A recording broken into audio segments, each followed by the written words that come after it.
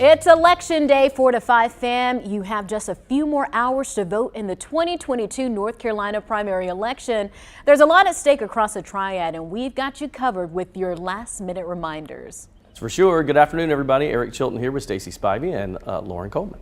Yeah, there are so many ways to watch your 4 to 5 on air. Of course, Fire Stick, Roku, and the WFMY News 2 app. And if you're tuning in from Facebook, be sure to let us know you're here and join in on the conversations. Well, folks, if you haven't voted in the primary, your time, it's running out. Take a look at the bottom of your screen here. All polls close tonight at 7:30.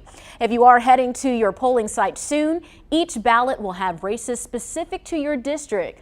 But what will be on everyone's sheet is the race to the U.S. Senate.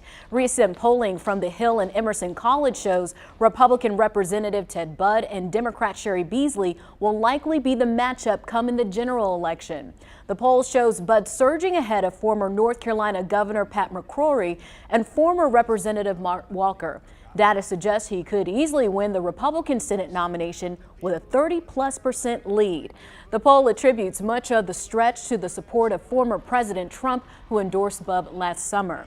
Now, keep in mind, the purpose of today's primary is to narrow down candidates, and the Democratic candidate and the Republican candidate with the most votes tonight will be on the general election ballot in November.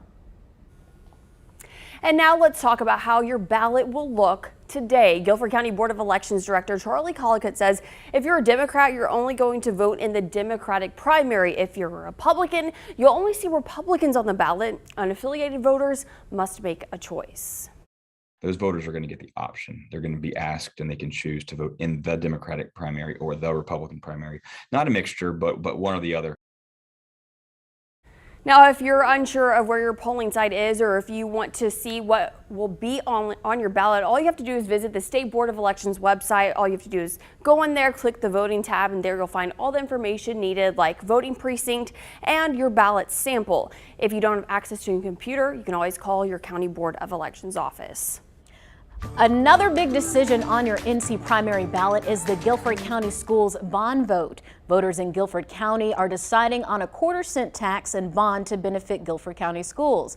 If passed, the district will get $1.7 billion. That's an increase from the $300 million they received 2 years ago.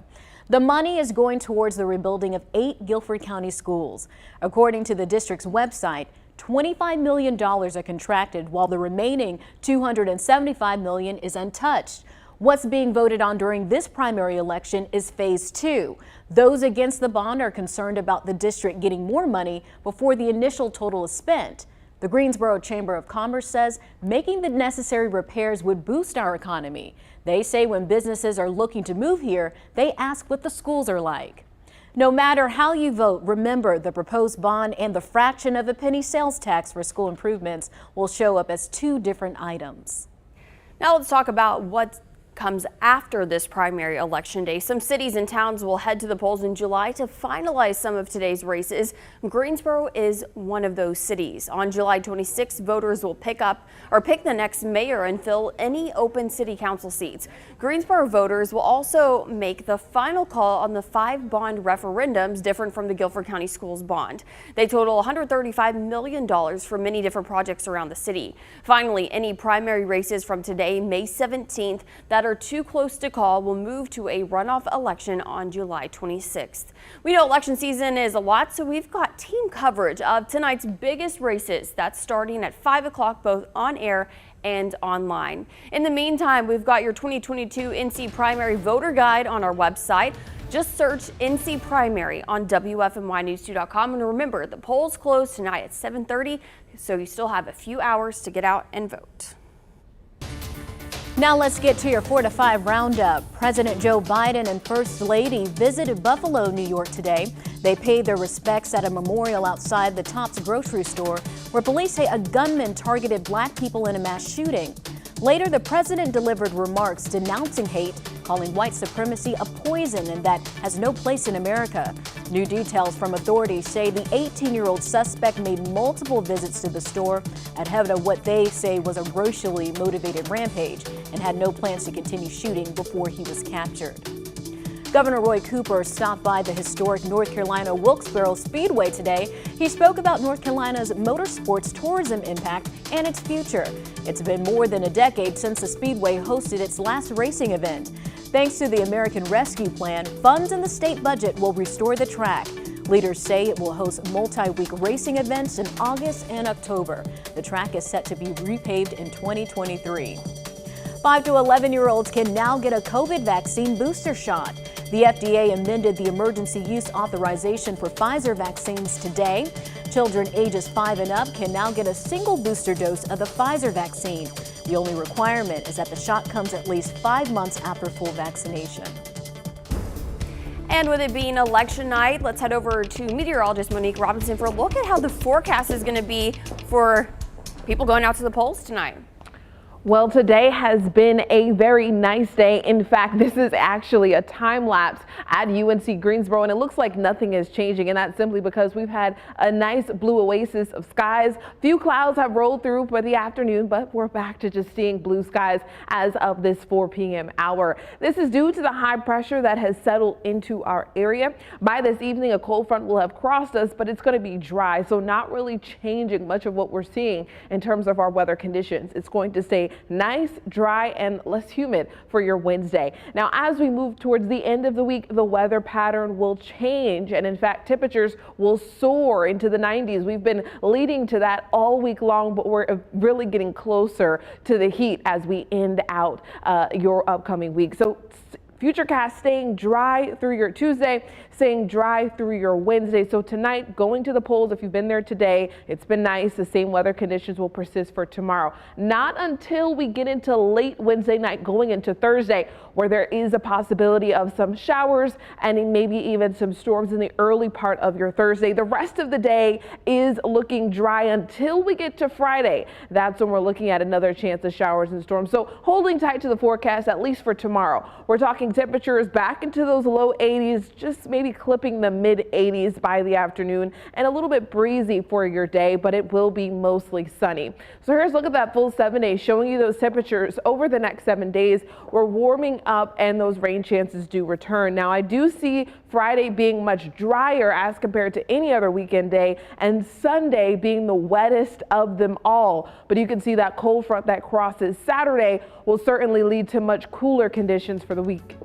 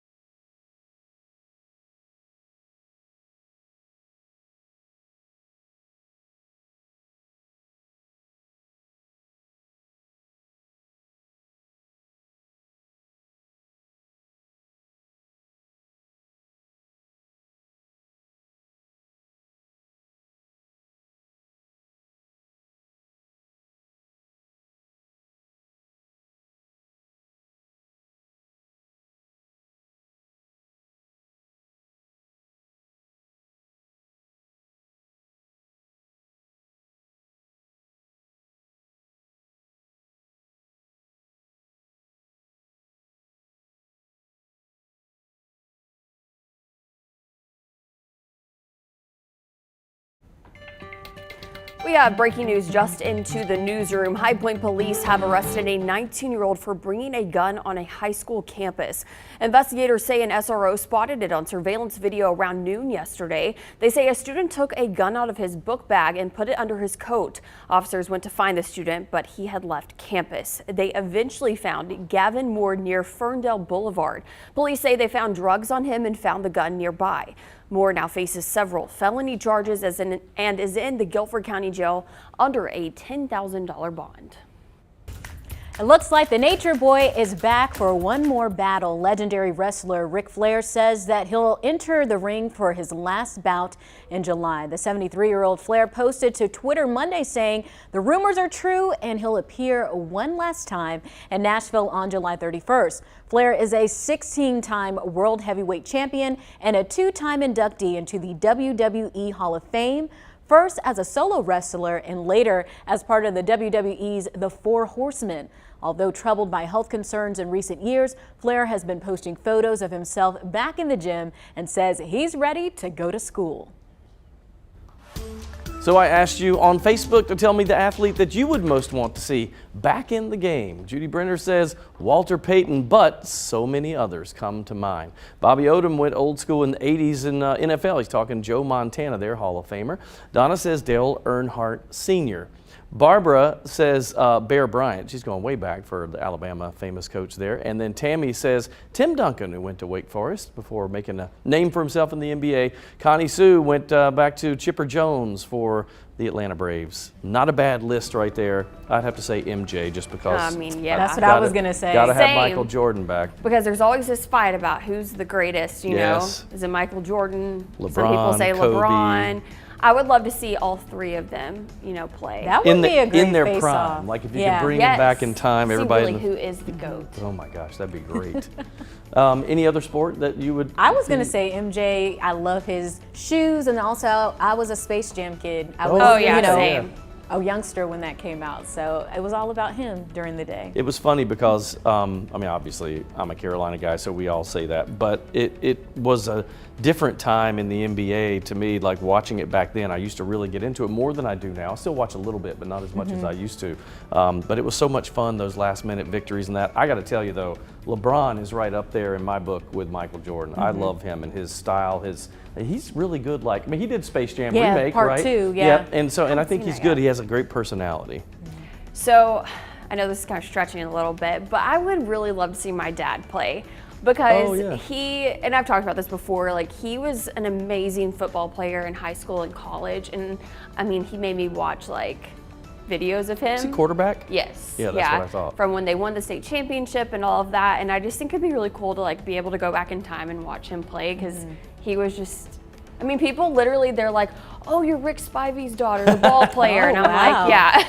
That's great. time. Now that would be big. That would be. We only had really. one guy to come out of Mount Airy that when I was, in fact, he's the same age as me, but he went to my rival high school, North Surrey. Kevin Strickland played for Duke. And then he played European pro ball. But to have, you know, somebody play with a program of that caliber and come from a small town is a big deal. Yeah, it really is. It's a lot of fun. All right, chat amongst yourselves on Well, that one.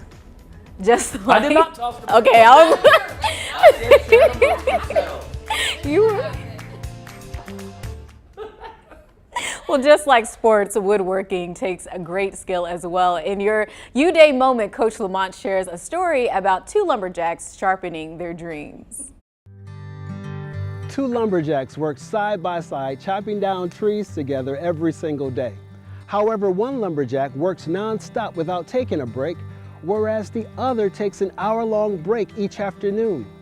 Now, despite working for less time, both lumberjacks inevitably chop the same number of trees each workday. Puzzled, the lumberjack, who works all day, asked the other how he manages to chop just as much as him while still taking a break. He responded, "It's simple. I spend that hour each day sharpening my axe." There are times that you have to pull yourself away to sharpen your skills. The reason so many of us are burning out is because we fail to put time aside to relight the fire that burns within. Be sharp for the call that is on your life, rather than dull for the excitement of it. This is Coach Lamont. Make today your best U-Day. I'll see you tomorrow.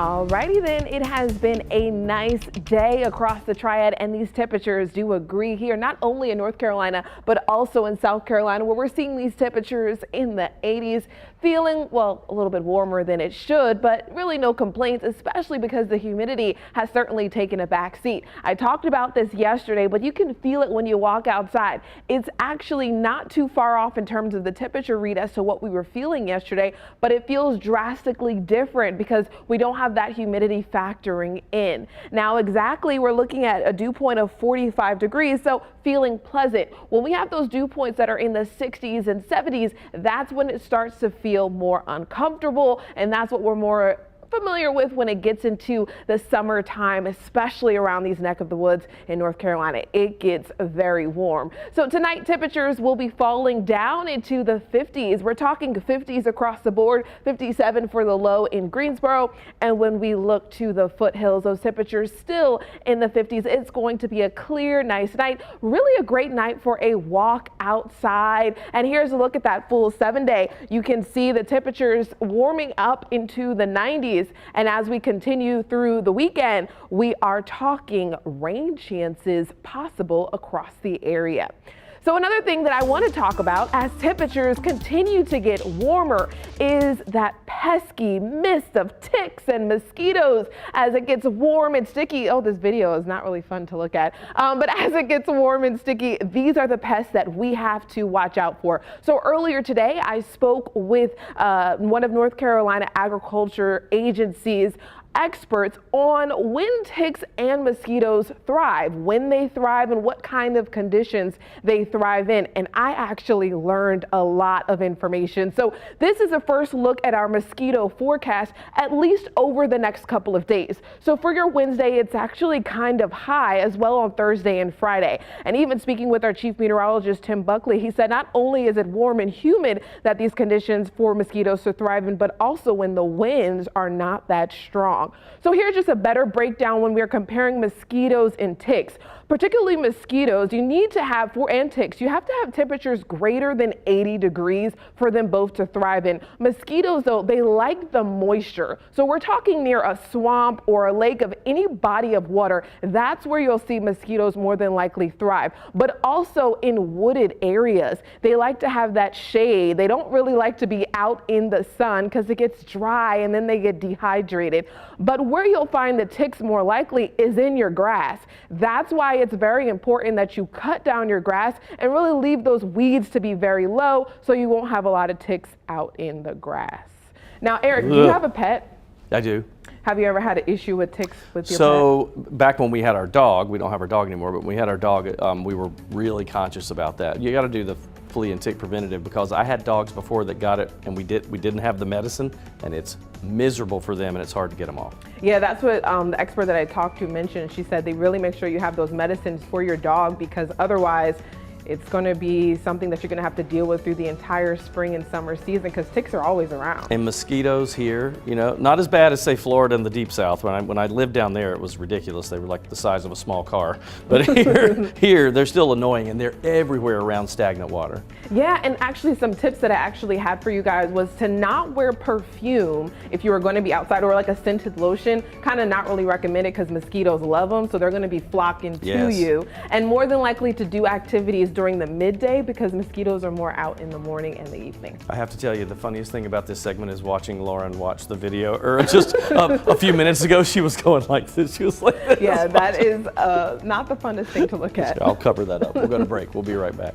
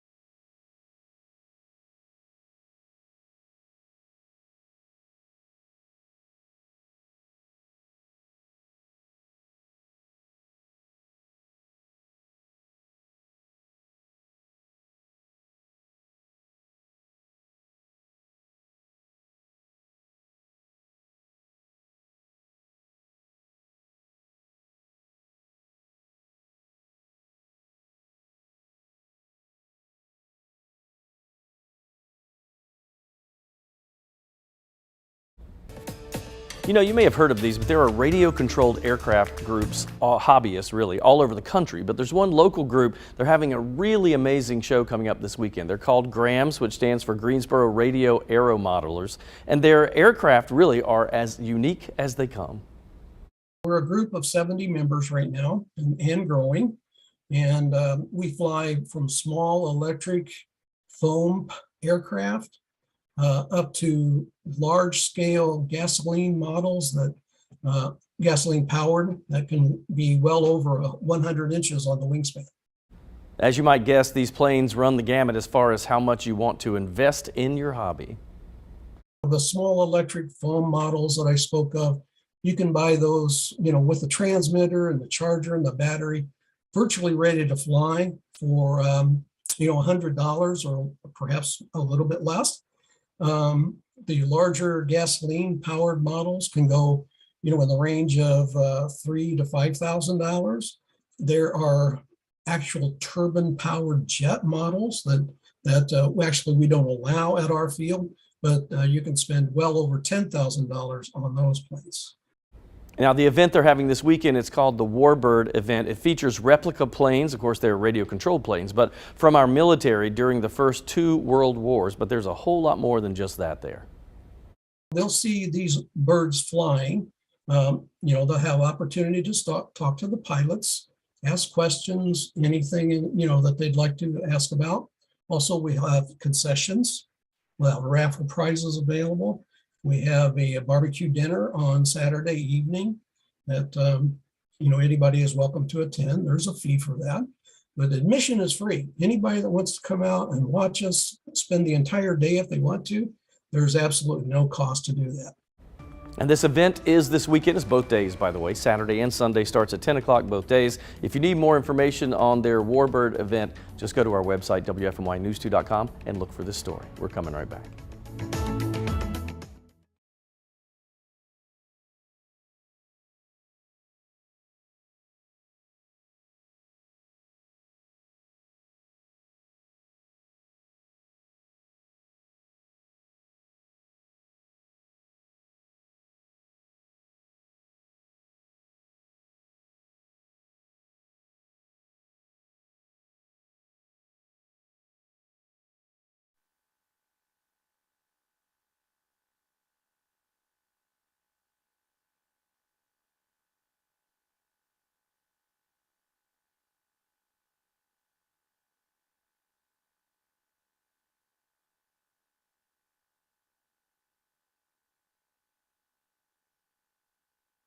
Thanks.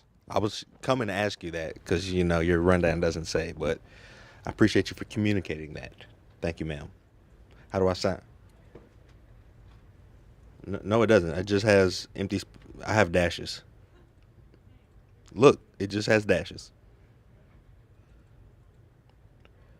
Oh, okay. All the way down here on the other side. Okay.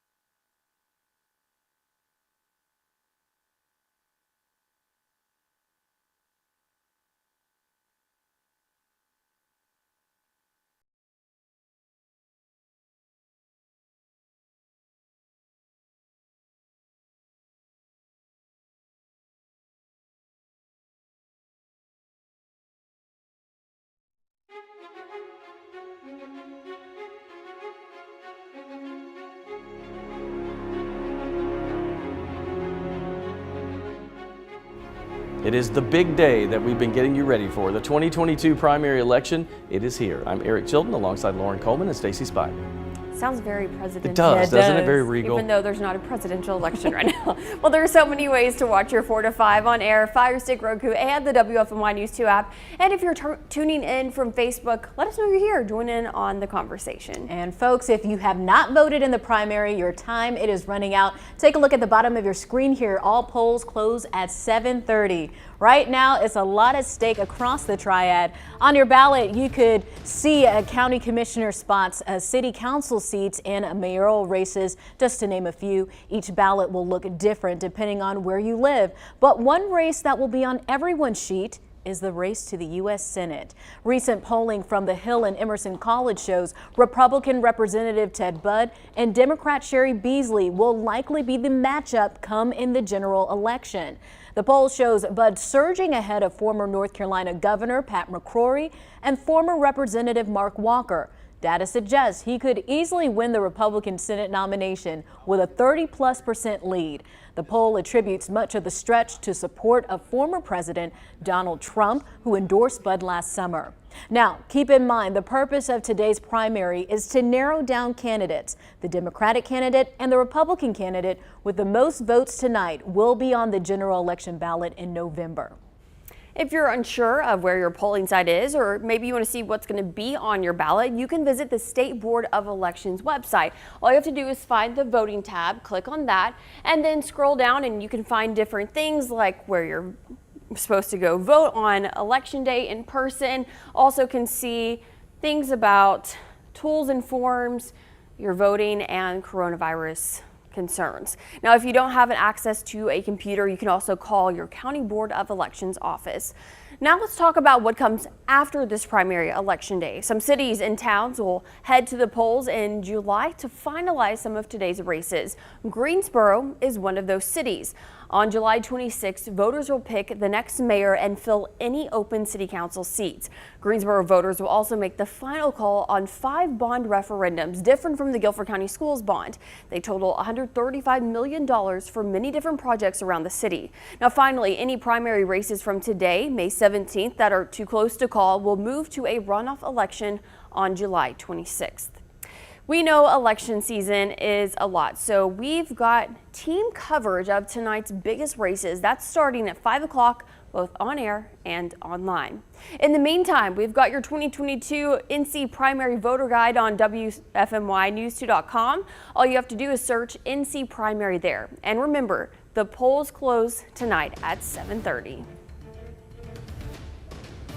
Today, Governor Cooper ordered all U.S. and state flags be lowered in honor of the victims of a mass shooting in New York. On Saturday, authorities say a white gunman targeted black people at a supermarket in Buffalo. Evidence shows the attack was racially motivated. Today, Governor Cooper released a statement condemning hate crimes. He says senseless acts of hateful violence fueled by divisive and radical rhetoric have no place in our country. Our thoughts are with the Buffalo community, as well as the friends and families of the victims as they recover from this tragedy. President Joe Biden also spoke out against hate crimes in our country today during a visit to New York. He and the First Lady paid their respects at a memorial outside the supermarket in Buffalo. Right now, authorities are working to learn more about the gunman and say they're concerned about copycat attacks.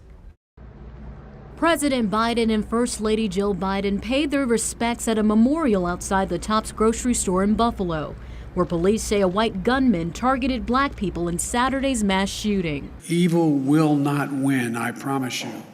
Hate will not prevail, and white supremacy will not have the last word. Later, the president delivered remarks denouncing hate, calling white supremacy a poison. We need to say as clearly and forcefully as we can that the ideology of white supremacy has no place in America. None. The suspect pleaded not guilty to a murder charge and is being held without bail. Police say he scouted specific targets for months. The individual was here a few months ago, back in early March. In an online post, the 18-year-old allegedly wrote that he had a close call with a security guard when he scoped out the supermarket in the predominantly black neighborhood. Officials are now concerned about copycats. We have been made aware of many social media posts going around with possible threats. FBI investigators say they are working as quickly as possible to process the scene so that the community, which relies so heavily on the grocery store, can access it again. The attack in New York comes amid a steady rise in hate crimes nationwide. According to the Department of Justice, there were under 6,000 hate crimes in 2015. That number rose to more than 8,000 in 2020. The DOJ defines hate crime as those committed on the basis of race, color, religion, national origin, sexual orientation, gender identity, or disability. The department began prosecuting federal hate crime cases after the enactment of the Civil Rights Act of 1968. With an increase in violence and recent mass shootings happening across the U.S., parents may be faced with questions and concern from their children. Jaron Doby is an outpatient mental health therapist with Novant Health. He says parents should first try to seek support to process their own thoughts and feelings. He also says parents should not be afraid to initiate conversations with their children about the violent events that have transpired in our country. We really have to make sure, number one, that we're taking the liberty to be very honest, right, with our children as to what it is that happened. Unfortunately, what has happened in Buffalo, for what it is that we've been able to understand, was something that was racially motivated. You know, that's important for children to be aware of, you know, that these kinds of things happen in the world. But also, you know, at the end of the day, what is it that can be done, right? By parents, by students, by other people in learning of these kinds of situations in order to decrease the likelihood of them happening again. He says initiating these types of difficult conversations with children can help to end a cycle of hate. But it is so much better at this time that we stand together and be able to understand that the actions of one person does not dictate, right, the actions of all people. It's important at this time that we choose to love one another, but we do not ignore the truth of why it is that these things have happened. Doby says it's important for parents to check in with their children and let them know it's okay if they do have questions. I think it's big as parents, we have to realize that you can't hide things. You know, you can't. It's not going to go away unless you have to tell them about it, make them aware, and it's just doing it in an age-appropriate manner is what matters. And he also talked about how they have access to everything, the internet, That's people right. at school, so they're going to hear about it one way or another. And I think it's important that he said we have to be open and honest. The truth is the only way to handle it, because the reality is these things are happening in our country. It's more comforting, I think, for them to hear it from the parents than from other people. Yeah. I was curious, do your kids ask you about things like this? They do? Yeah, especially if it's dinner time and we'll turn on like national newscasts sometimes before or while we're making dinner or that type of thing. That's when, if they see something, then they'll ask questions. And I mean, it's everywhere. Lauren's right, you can't escape it. You might as well address it. It makes me think back to 9/11 when that happened. I was in 4th grade and I remember asking my parents, like, why is this happening? Why are these planes flying into this building? Why would they do something like this? And them sitting down to me and kind of breaking down the whole situation so I would be aware of what was happening. It's sad to think about that. I'm going to one day have to sit down with Baylor and tell her that mass shootings happen. And I feel like that was not a conversation that my parents had to have with me when I was growing up. It wasn't. And it is kind of sad that it's become a thing, but I would rather them, you almost have to think of, I will tell you as a parent, it's uncomfortable to have to say that to them because it's sad. You know, you feel a sadness, a loss of innocence and that type of thing of childhood, but you have to prepare them for what's out there. And I think also one of the key takeaways is Doby had said, not only talk to them about what's happening, but what can be done to fix it. How can you be the change in the world that you want to see? What can we do to educate ourselves or to spread love, to spread forgiveness, and not to spread hate? It's true. It's stuff you have to think about that sometimes you don't think about until you have a child. That's right. We're going to switch gears here and get a check of the forecast with Monique Robinson. Hello, hello, hello. Temperatures right now sitting in a mix of 80s for you. This is right around that high temperature for today in the current field. So 81 is the high temperature in Greensboro for today, 83 in Reedsville. When we look across the nation, we are not the warmest spot. Down in Dallas at 96, 90 there in Oklahoma City to the north and east, they're feeling the 70s. Now, when we look on our radar, again, it's not much happening here, but when we look elsewhere, there is active weather across Iowa and portions there of Nebraska earlier today. And then when we zoom all the way over to New England states, we're seeing some scattered showers and even in southern portions of Canada getting some snow there. For tomorrow, our temperature is a little bit warmer than today, but kind of the same picture where we're seeing those mid to upper 80s across the area with mostly sunny skies, not only for the foothills, but also the central Piedmont. So that's something to look forward to tomorrow. Now, as we go towards the weekend, we're talking hot weather, and we're also including the rain chances with them. So Thursday, storms possible, and then Friday, things drying up a bit. But for the weekend, we are warm. Now, a cold front crosses as we end out the weekend, and that's what's going to bring greater rain and storm chances.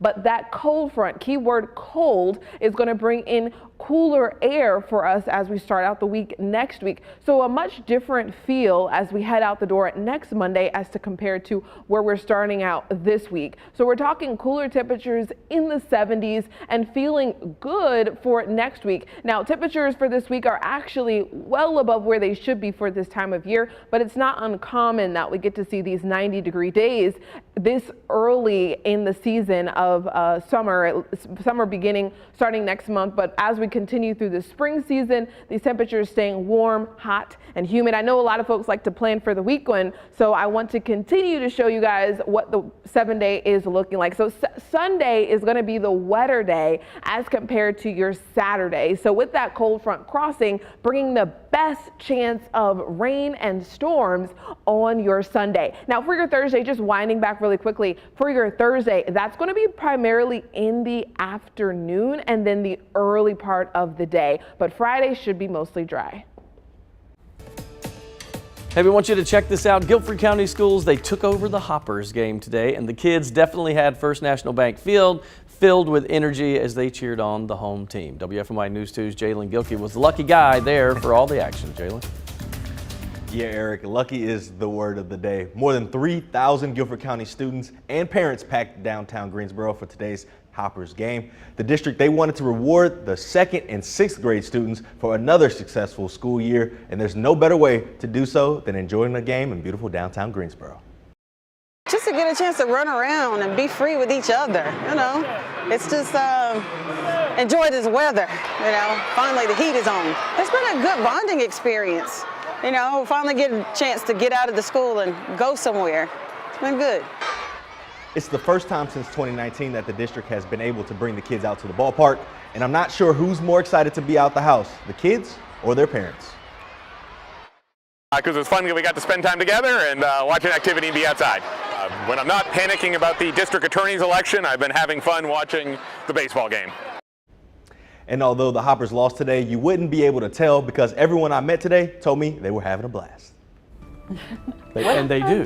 What great weather for an Oh my event gosh, like yeah. that. Imagine if it Perfect. was yesterday. Today was just absolutely beautiful. Well, and sometimes when they do this, I know that they'll have to cancel because of rain or whatever is too heavy, but today was absolutely gorgeous. Yeah, I know the kids definitely enjoyed it.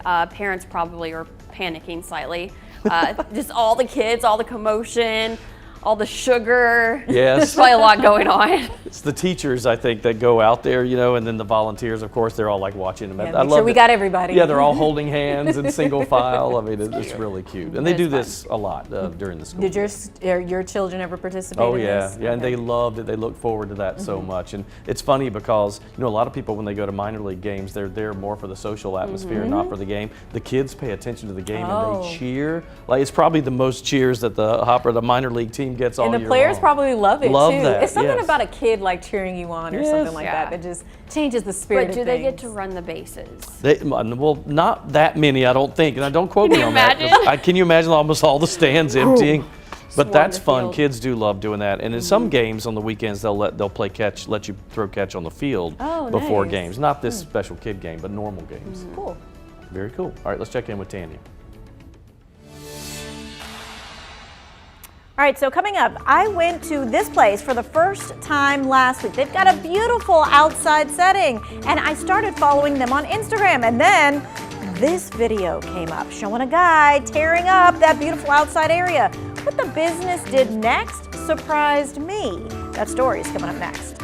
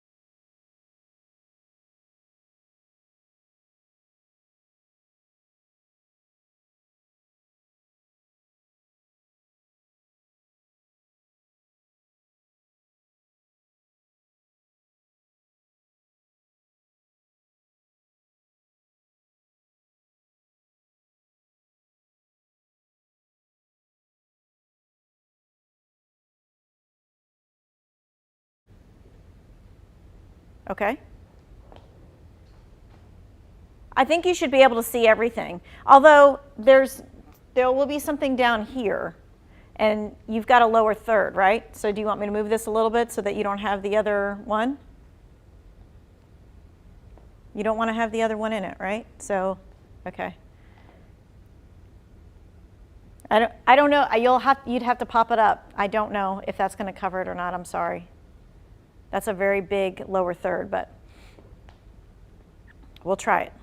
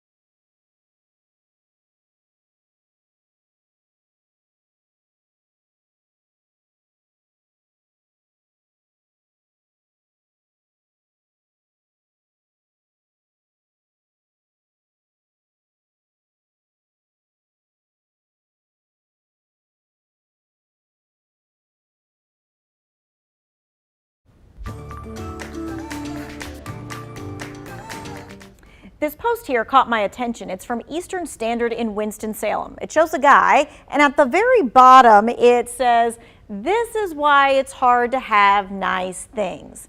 Let me show you why the local business said that. So the man in the video caught from the business surveillance cam is at the business about 2 a.m. on Monday. He dumps out the plants in the planter, just throwing them into the street, and he takes the planter back with him. Apparently, he threw other plants into the streets too, broke other things. He really just made a mess of the place. Well, this was interesting to me because the post directly talks to the person who did it. And it says here, you have until Wednesday at 5 p.m. to call us to discuss how we will correct the situation. They're giving this person a chance before they call police. And I was really curious. I asked the owner why. I'm not the one to be so critical and overjudge who he is or his actions. I just wanted to give him a chance to come to us. You know, while it's very expensive and hurtful and irritating to us as a business, it's also not quite worth potentially really messing up someone even further than they may be in life. And so we just didn't want to put an undue burden on someone if we could avoid that. All right, so I thought that was a really human way to deal with it. That guy should be very thankful Mm-hmm. because I don't know many businesses that would give someone a chance like that. That's pretty big. And it just shows how empathetic the owner of this business was to know, like, maybe this person is going through something, like this is absolutely wrong, you should not do this, but to think about how calling the police or something could have a even more damaging impact on his life, I think it just shows what kind of person he is inside. Yeah, and I think that if you look at, the supposed crime, and because this wasn't anything too major, maybe that's why he was giving him a chance instead of maybe ruining his life by going to jail or anything, something like that. Let me show you what the place looks like without the mess, right? Because it's really pretty. This is on their Instagram, and you can see the fire pits out there and all that kind of stuff. And so there's a whole bunch of planters and things like that. And they said the damage is about $1,300 between the theft, the loss of the plants, and that kind of thing. Did they catch him or not yet? So No. again, they're giving him until Wednesday at 5 o'clock. They've Oh, also okay. put out a reward that if other folks know him and can identify him, they'll give a $300 reward for them. But so far, while they've gotten a lot of feedback of, hey, we're really sorry that this happened and we're happy the way that you're dealing with this, they haven't had anybody say, I know who this is yet. And once they find out who this is, who knows, maybe they'll be like, hey, you can work for us to pay off some of these damages or something like that. Yeah, Right. an alternate It could idea. change Very their good. life in a Yes. good way. You never do know. We're going to check back with the business on Wednesday after the deadline and see what happens.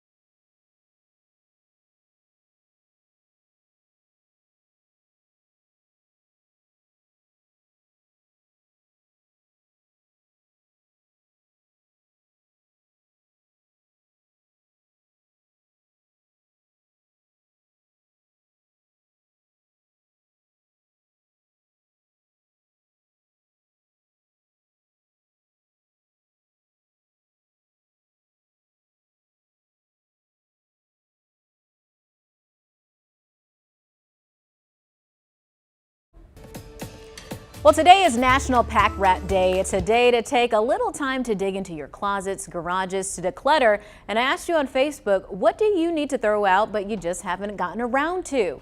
Debbie Isley wrote, Old TV and printer. Connie Turner says all the paperwork from my daughter's wedding last fall, just afraid I might need something in this tote bag full. Calvin Hawbecker said, my wife. And you'd be surprised by how many people actually wrote that same comment. Larry McCraw says some old clothes, and then PB Bo Jones said old clothes and shoes. Yeah, there was a lot of people that said my wife, my ex, and someone even wrote my children. Oh, I was no. like, okay, we're Hopefully getting a little carried away. All in the name of comedy. That's what we hope. We hope. So you've struck a nerve, Lauren, because I can't stand when my kids' toys that they outgrow, and they just pile up. We have boxes and bins full of stuff that they haven't touched in years, and I want it all gone. That's how I am. I'm always like, someone said they feel like they might need it later. I'm always like, well, I might need that later. And I remember when I used to live at home with my parents, my mom would be like, you need to throw all this out. And I'm like, no, I might need this. I might need this. And I don't need it, but there's like that separation anxiety. Well, with clothes, I mean, styles come back around. Like, look, everything that's really trendy right now are things that we wore like back in the early 2000s. So I'm like, I can't get rid of this. It might be back in style in a few years. I don't know. And then also, oh my gosh, I just have not had the heart to part with Baylor's clothes that she wore. Oh no, yeah. Like, hold on to that, no, because you might some need of to that. like give that to another family member that has a baby. You could just give it to them. We saved, we have like a little Ziploc bags, the bigger ones, like the gallon ones, with some of their clothes that we just decided we don't ever want to throw away. Little teeny Minnie Mouse shoes about that big that were Drew's. Or blankets and different things like that. Whoobies. It's very good. We're coming right back.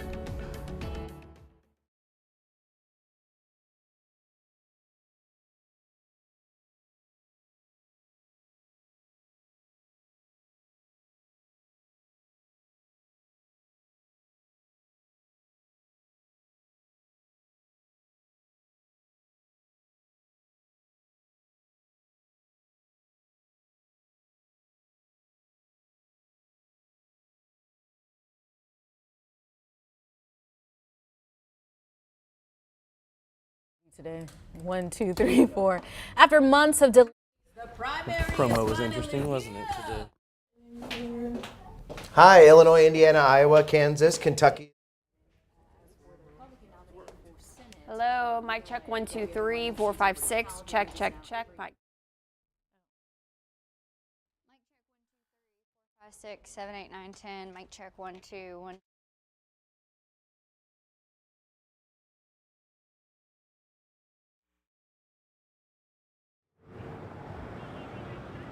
There are 14 candidates on the ballot. If elected to the Senate, she'd be the first African-American, first black person ever. Yeah, can you hear me okay? We're outside of, I don't even know what this place is, but it's in Raleigh, I know that. It was. It's not, it's on? Oh, we're good? We're good now, okay.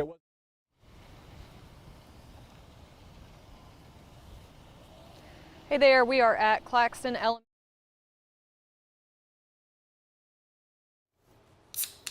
Hello, I am not running for office, but a lot of people are. 1, 2, 3, 4.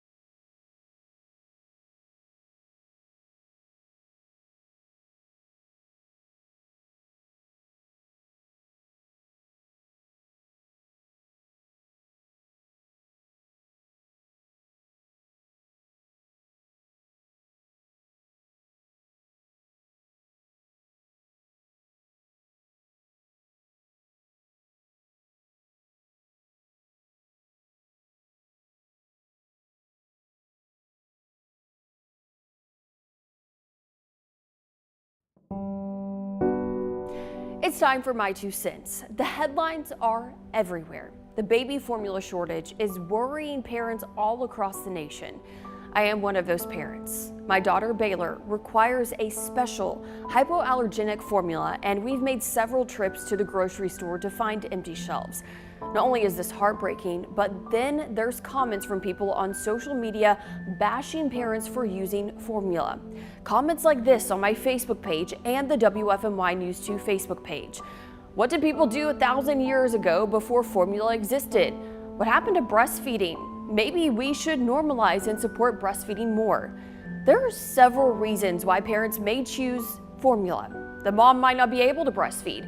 She may not have enough supply and need to supplement with formula. The baby may have an allergy. The baby may have adoptive parents. The mom may be dealing with postpartum depression. The list goes on and on. Instead of telling parents how they should feed their babies, let's help and support them as this shortage continues. That's just my 2 cents. That's your 4 to 5. WFMY News 2 at 5 starts right now.